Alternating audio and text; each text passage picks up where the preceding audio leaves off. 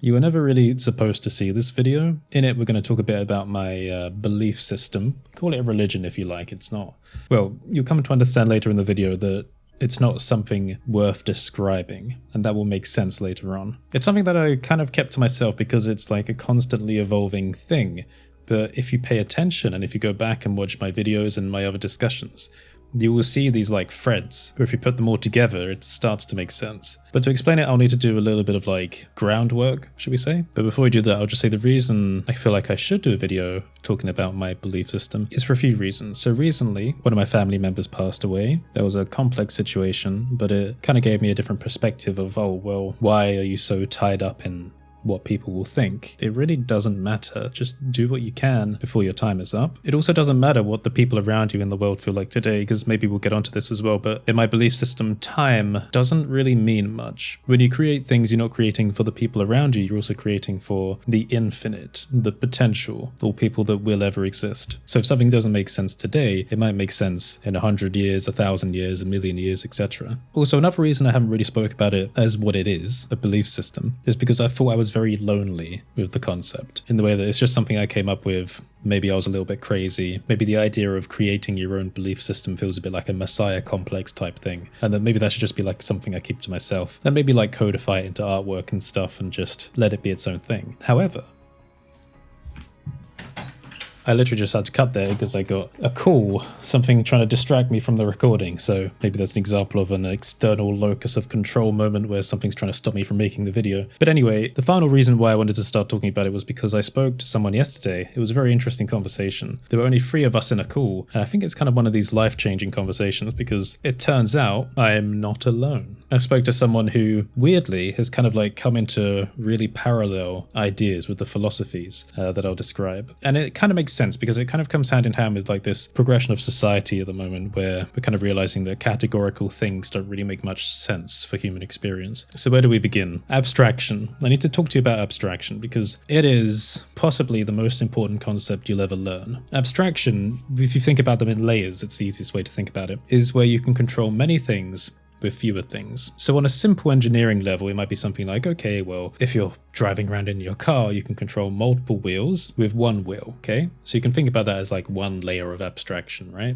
But you might not describe it as just one layer because that's a scope issue. There's all kind of different mechanical things happening in there. We can consider the laws of physics down to the atomic level of things interacting with other things to make something happen. But on our perceptual level, we have one wheel which controls multiple wheels, so that's a layer of abstraction. You can control many things with fewer things. In coding, abstraction is super important. It's effectively why we don't have to make all of our programs and video games and videos out of zeros and ones. You take something as fundamental as you can, you create words or like coded characters that symbolize a series of bytes, and we might call that something like an assembly language, and then from there we can write other languages which make use of those, and then that's the next layer of abstraction, and we continue up and up and up until we can control a great number of things with a few words. But those are the more artificial side of abstraction. We can think about abstraction in a natural sense, where on a cellular level, we have individual cells which are functionally their own organisms, but when combined together in complex structures, they form other organisms. And these may have their own cognitive processes, right, as part of that system, and we can control many, many cells with less effort, should we say. So you're watching this happening now. I am a cognitive organism and I am controlling countless cells of all different kinds. And from my perception frame, depending on how you measure effort, it's not really costing any to do this. And if you think about how complex this process would be at the beginning of time, when organisms didn't even exist, like how would matter be able to do this? Abstraction also exists in the human mind. So when you watch a piece of entertainment,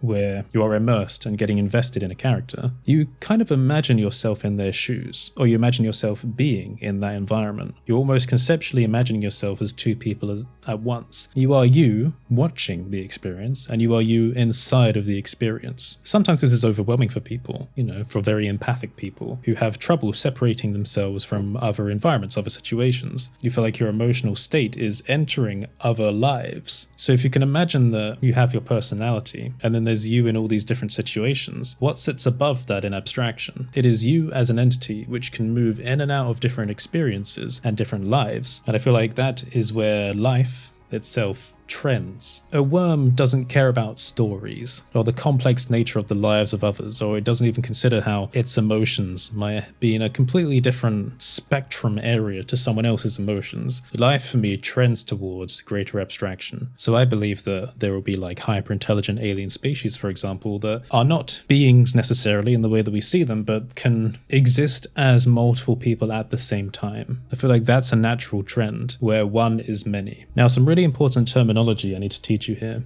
is perception frame. This is not an official thing. This is a term that I think I've come up with, but not really, because we, describe frame of reference as something in physics, where everything is relative to another frame of reference, if that makes sense. So you can imagine that two objects floating through space at the same speed and in the same direction are effectively completely still. They're just sitting there next to each other, even though they might be going at half the speed of light or something. But that all depends on your frame of reference. So if I sit here as like another frame of reference, I can see these two things going whoosh. They don't realize they're going fast. Now, here's a thought experiment for you, or maybe even just a question. Have you ever had this happen where you walk into a building, maybe it's like a complex building like a school or a hospital, university, etc., and you feel lost, like you've never been there before, but then suddenly you go around a corner and you suddenly realize where you are. Your location clicks into a mental map. And it's this weird transition moment there where you feel lost and you're making a mental map in real time, and then you swap frame to something you recognize. That is a very simple demonstration of your perception frame changing. You as a conscious entity are always transitioning between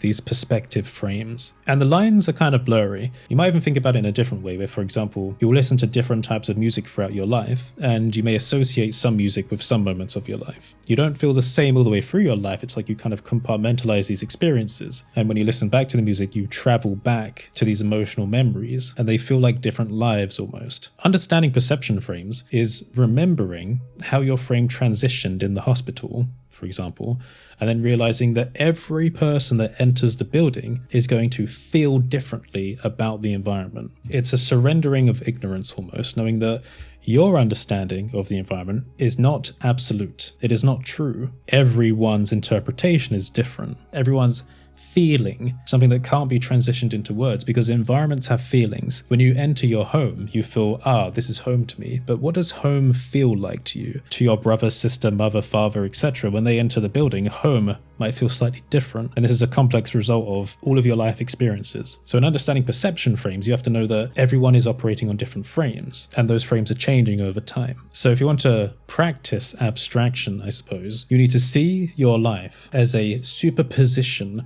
of every possible perception frame, and instead of seeing yourself as one person in one frame, imagine what you would be like as the next layer up. See yourself as a soul that is not bound to one perception frame, but one that can navigate between all of them. So that's a foundational aspect, and this also plays very heavily into language and cognitive processes. Ideas are, again, abstract things. They are almost like wave functions. Ideas can mean many things, and there is no word to describe them. It is abstract cognition and feeling, but we have to take something we can't grasp and turn them into words to try and communicate them, but this will never be completely effective. Words are kind of designed to be absolute. A word means a thing, and that's useful for conveying information, but ideas are not really absolute, and they string together and they connect with other ideas. Like a web with no boundary, like a particle with no position. So when we talk about things, especially for videos, and yes, like this as well, every word I say is an idea which is collapsed down into a word, which means that there are gaps in between it where information is lost. Also, some ideas can relate to more than one word, many words, and sometimes they may feel better for some words than others. And this is a problem that I see, right, as a YouTube creator. When I talk about subjects, I will use a certain word and someone will say, actually, did you mean this? Did you mean this? Did you mean this? All of these things can be true, but because people living in different perception frames are used to a different lexicon, an idea might translate more to one word than another for them. And you can kind of trace ideas backwards, right? So if you imagine we both have our own preferred words for ways to describe ideas, when we see someone else use that word, we translate it backwards into an idea that we have, and we think, oh, actually, that makes more sense as this word for me. But that's a communication problem, because when people backtrace words to ideas, often those ideas don't match perfectly, because again, we've been living in different perception frames. So language is inadequate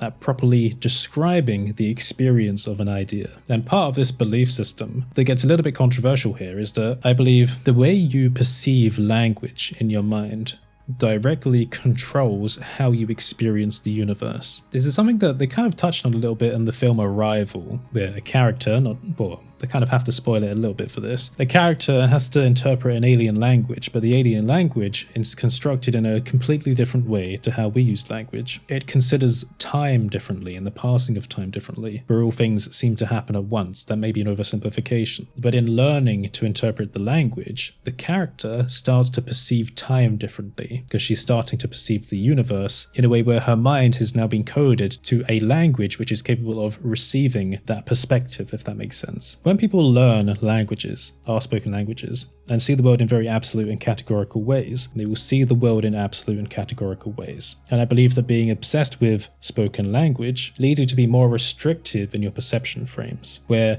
as the logic you express makes sense to you, your frame must be the only way that reality can be perceived, because the logic you express mentally creates a full circle for you in your mind. Reality is this, is absolute. Nothing can get into the circle. This is it. Therefore, whenever other people walk into the hospital, they must see reality the way that I feel it. I also believe there may be an education problem. I'm not sure if the variance in perception here is a learned thing or a hard-coded thing, where some people may have, slightly more developed neocortexes than others, which allow them to perceive a higher degree of abstraction. I don't know. But as another full exercise, imagine a primary school class of kids, and they're learning language for the first time. Again, it's just a full exercise, don't think too much about it. Now, we can say what a language is to a kid, but we can't tell them how to place the language in their mind. If you say to a child, this word is this, cow is, and then show them a cow, some kids might look at that and go, cow is cow. And other kids might instead go, cow is a tool to convey this thing. Does that make sense? So some children might see this absolutely, cow is this, no alternative. And some kids may imagine themselves using cow as a tool to describe cow. So the problem is that by teaching someone the same thing, we may end up with two different cognitive levels. Then that's something that we don't think about when we teach things like language to people. You can teach someone absolutism and you can teach someone abstraction, but how they hold things in their mind may be different. Now, I'm a firm believer in the idea that no matter how complex a subject is, there is always a simple way to describe it, or rather a simple way to convey the maximum amount of that idea that you can using language to someone else so that they can find it useful. This is the whole thing about Einstein saying that if someone can't explain an idea simply, then they don't understand it truly themselves. And the more I think about this cognitive level difference of perceiving the world in absolute ways versus perceiving it in abstract ways, the easier it becomes to identify people that are thinking in a particular way. So I've noticed something when I do my talking. I often do this thing that I call sentence superposition, where I will combine two sentences, and when you read it back or you listen to it back, it doesn't make sense because it's effectively forming new words, but it's because there are two sentences running in parallel in my mind, and then I'm just moving between them midway. Now, I can't remember most of the times I've done this, but there was one recently where I said the gooder way to do things, where in my mind I was thinking the good way to do things and the better way to do things, but what ended up coming out was the gooder way to do things, where I ended up just moving between sentences while speaking.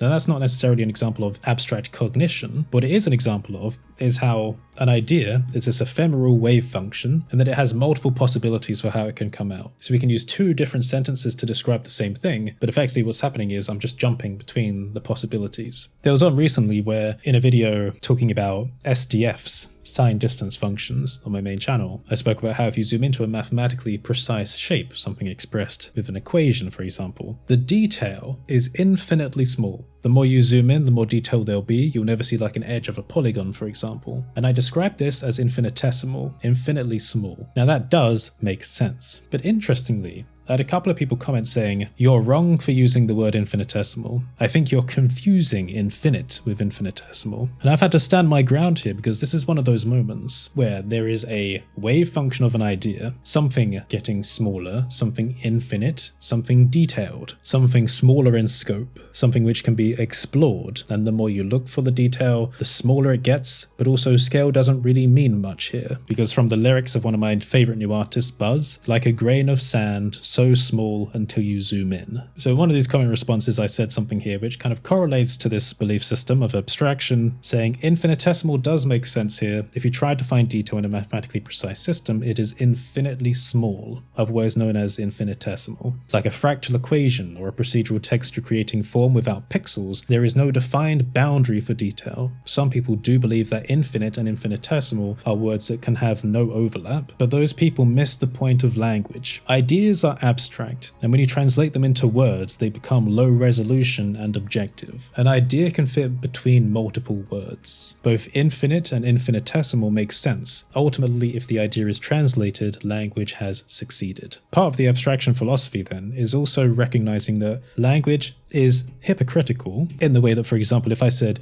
nothing is absolute, that is an absolute statement, but also in the way that because words are objective, the idea loses perhaps most of its meaning, perhaps most of its feeling. Now, there are loads of creators online that I believe are operating on lower cognition levels, where their entire logic, the way they perceive the world, is just on an absolute linguistic sense. And they tend to be more conservative-ish. So I'm thinking people like Ben Shapiro, Jordan Peterson, maybe even Russell Brand. The way that you can identify these, according to this belief, is people that use so many words to try and sound smart to say something that doesn't really mean anything. So I wrote this down in a video which I didn't actually release on this second channel as I was still kind of formulating how to describe this. I said one reason I believe more conservative people have trouble understanding transgender experiences, for example, where we have people that have effectively had exposure to multiple perception frames, transitioning between them, right? That's a cognitive benefit growing up, is because they perceive the logic of the world on a cognitive level that only ever matches spoken language, not on a higher level of abstraction, where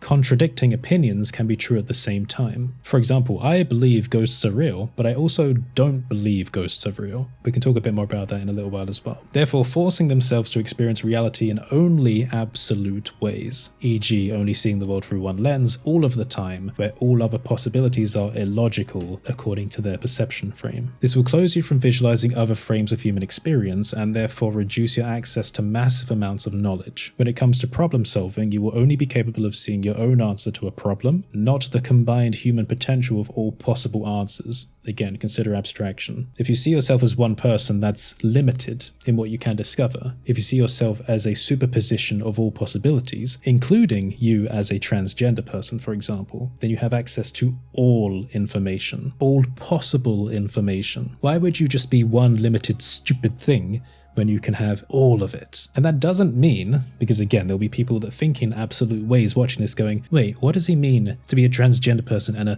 furry person and an alien conspiracy theorist and a pope and a clown and an elephant all at once? That's not. You don't do it.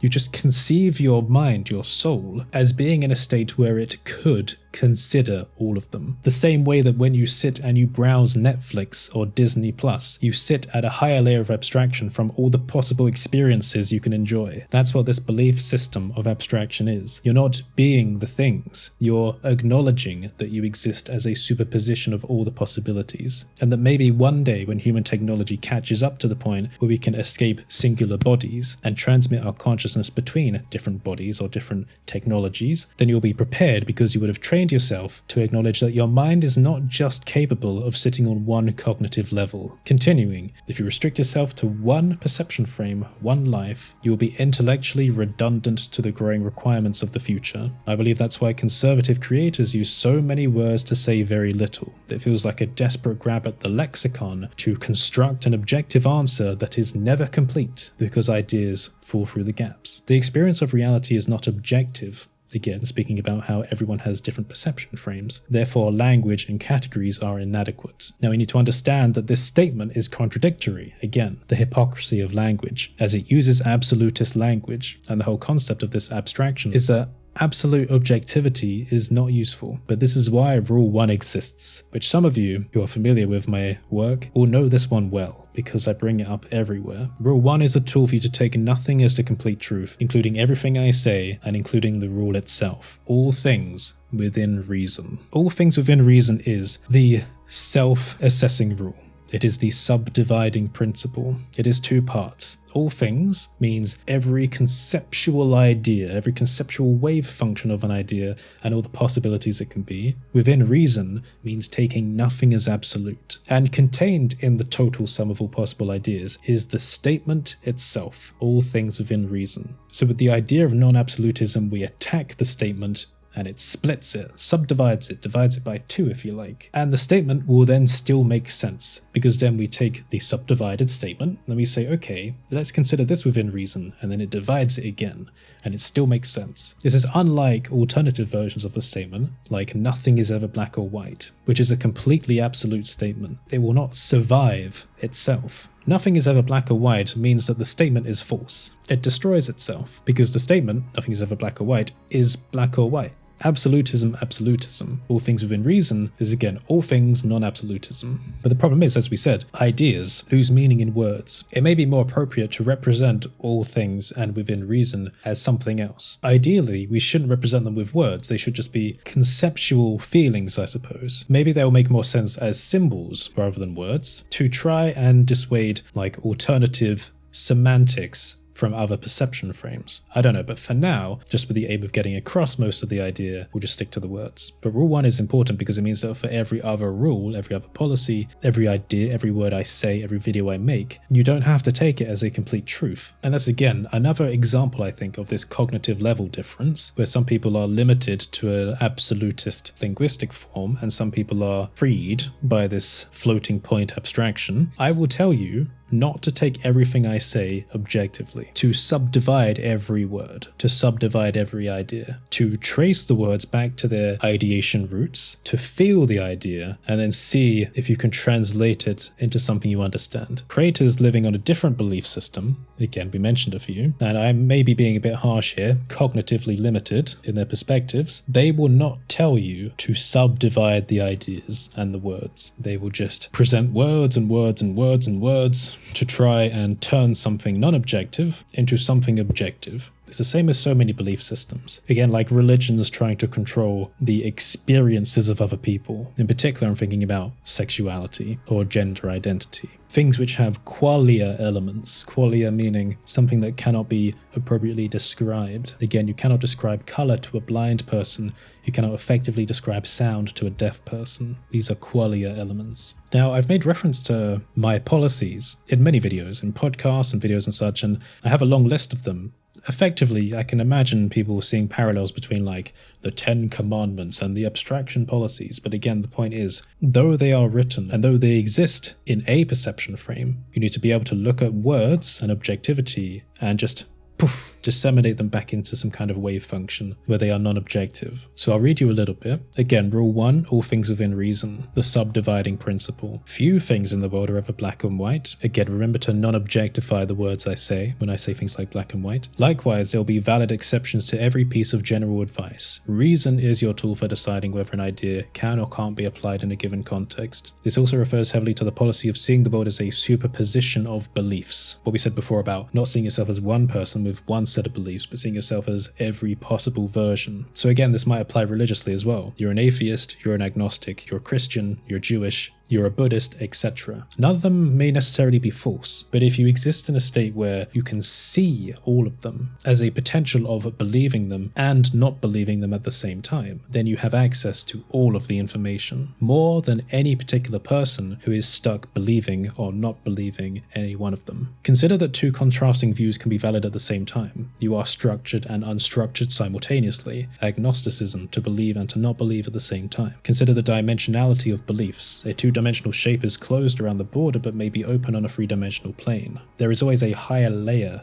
to experience things from. A subjective experience may not be measured in the physical world, but still feel real in our minds. But neural experience is still the result of physical laws. So an experience that we only see subjectively is real and not real at the same time, like an imaginary friend, a superposition of beliefs. They are real and not real. Ultimately, we learn that the words themselves then lose meaning. Is consciousness computational, or does awareness rely on more exotic physical principles beyond measure or control? Maybe both can be real, where it is exotic but also computational, just in the way that we can't access. The subdividing principle can be used to dissect all ideas, understanding that language is limited and very often contradictory. The principle can be used to make absolute ideas non-absolute. And then in my writing I say subdivide the following, effectively meaning that everything that comes now is up to you to interpret as non-absolute. I won't read them all because I'm still kind of like over time throughout my life improving them, but some things to consider. So again, you don't know what you don't know, rule 2. We have evolved to maintain a coherent sense of reality. We are also animistic and consign emotions to our environment, objects, and other people. This is personification and the birth of polytheism, in my opinion. It's easy to feel like all of reality exists inside of our minds, in our perception frames, but the practice of sonder is the realization that other people each have their own lives and library of emotional reactions to experiences. Each is capable of a new interpretation of reality. Qualia is a way to describe the indescribable. Language is limited in its descriptive capability. We cannot convey color to the blind or sound to the deaf, like I said. The sense of absolutism in our experience is a fallacy. We don't know what's happening around the corner from our own house, let alone around the world, let alone the galaxy, universe, and beyond. We don't know who we haven't met, nor do we know what ideas we've never had. We don't know the limits of the feelings we are capable of experiencing. Likewise, we don't know which emotions could potentially be felt by a being more complex than us. It is also easy for this reality absolutism to decay our quality of life by forming an external locus of control, the belief that the universe is fighting against us. With this, it's easy to bathe in futility with thoughts like, I will never succeed, I will never find love, I will never find purpose, but you don't know what you don't know, and as such you have more to discover than you can visualize, considering again the superposition of all possible beliefs and access to the total sum of all awareness and all information, the multiverse of you, I suppose. And therefore, there are an infinite number of perspectives beyond your perception frame. So bathing in the futility of one frame feels like a limited way of seeing the universe. Okay, so these are all nice ideas, but like, how do you practice this? Is this something you can practice? There's nothing to worship. Well, again, I think about it this way, translating it to reality. We're going to be expanding our minds at some point, maybe with neural implants, I don't know. But again, our obsession with entertainment mediums and connecting with people around the world, one day around space, I assume as well, we're moving to a point of higher abstraction in technology, controlling more things with fewer actions, more things with fewer devices, at a faster rate, at a more efficient rate. I believe that over time, people will start to realize that maintaining and obsessing over single beliefs is kind of, how do I say it without, being too offensive, single-minded. Literally, in the case of this belief system, you're experiencing reality on one level. A lot of people see themselves as one soul. I will live, I will die, then there's nothing, or I will go to heaven. And it's always I. But what if you were above that? What if you were looking down on yourself as a soul that lives and dies and goes to heaven? Then what is this? That's the idea of this abstraction philosophy. That maybe there's a way to be above what people would consider as the soul. A navigator of sorts that can transition between multiple souls, if you want to think about it that way, where you can see the universe we exist in and all the beliefs that exist in this universe, but then also you can imagine that there are other ones right next to it with completely different belief systems. Imagine like a world with entirely different religions, and then the next one with entirely different religions, and then the next one with... Oh, the camera cut out. That's another external locus factor, I suppose. Maybe. So I'll finish this on the phone then. The point is that once you really become aware of the fact that this universe is just one of a virtually limitless number of possibilities, and the people that were born, the events they experienced that led them to make decisions further in life, that led them to write down certain ideas, including me in this equation, all of those events were just collapsible superpositions that eventually, through the butterfly effect, led to these belief systems being made. They are not the only ones that could exist, they're just the ones that do exist. And once you see the non-absolutism of the world that way, at least for me, maybe it won't feel the same to other people, I find everything else, ideologies, nationalities, religious beliefs, all of it futile. It just doesn't make sense to me.